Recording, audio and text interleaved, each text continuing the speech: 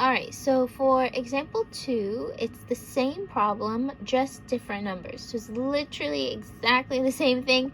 The only difference is this chart right here. So the numbers are a little bit different. Okay, so let's just remind ourselves like exactly what we need to do. Okay, so for example 2, I'm gonna have you try this on your own, but it's asking again, how much weight did Michael lose over the 2 days? So for example 1, what you have to do is add negative 1.5 plus negative 2.75. And what I want you to remember is this is the same as adding two numbers, except your answer is going to be negative. Okay, so you're going to give this one a shot. Remember, you're just going to add the two numbers, but your answer is going to be negative because you're adding two negative numbers. Okay, example 2. You're going to do the same thing, but you are now adding day 1, day 2, day 3, day 4, and day 5. So now you're just going to add all of these numbers together.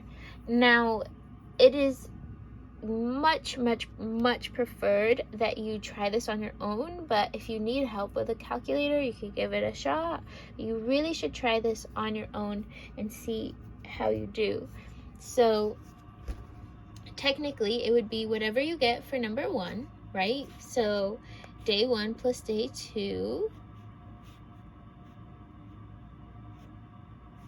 here, and then plus, and whatever you got, right?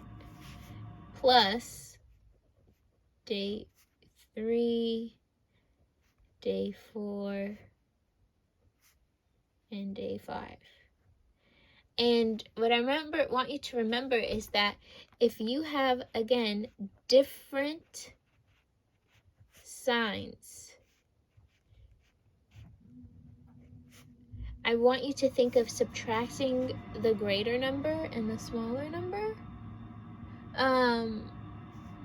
And so I want you to think of subtraction, but do you have more positives or negatives? So if they're different signs when you're adding, subtract the two numbers and then see if you have more positives or more negatives at the end. Okay, and then for the last one, you have to find the average. Okay, so the average, which means you have to find the sum for the 7 days, because the average is the sum divided by, here you would divide by 7 because it's dividing by how many numbers you have, and I have 7 numbers, right? So you would find the sum and then divide by 7. And for number 3, you could use a calculator when you divide, and just give it a shot.